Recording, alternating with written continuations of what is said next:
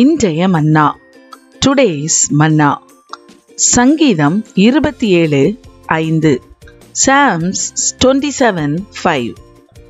தீங்கு நாளில் அவர் என்னை தம்முடைய கூடாரத்தில் மறைத்து, என்னை தமது கூடார மறைவிலே ஒளித்து வைத்து, என்னை கன்மலையின் மேல் உயர்த்துவார். For in the day of trouble He will keep me safe in His dwelling. He will hide me in the shelter of His tabernacle and set me high upon a rock. கர்த்தருடைய ஆலய பிரகாரங்களில் வாஞ்சியோடு இருக்கிற தெய்வ பிள்ளைகளை கர்த்தர் தீங்கு நாளில் கூடாரத்தில் மறைத்து, கூடார மறைவிலே ஒளித்து வைத்து, கன்மலையின் மேல் உயர்த்துவார். அவர்களை மறவாமல் நினைத்தருளுவார்.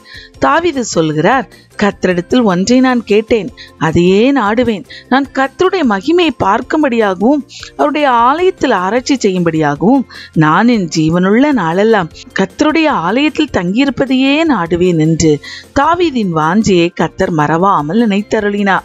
ஆகவே ஒவ்வொரு முறையும் தீங்கு தாவீதை தொடரும் போதெல்லாம் அவனை அவர் மறைத்து ஒளித்து வைத்து அதிசய விதமாய் நடத்தினார். ஆகவேதான் அவன் அநேக சங்கீதங்களில் ஆண்டவரை என் கன்மலை, கோட்டை, மறைவிடம், புகலிடம், அடைக்கலம், தஞ்சம், அரண் என்று குறிப்பிட்டிருக்கிறார்.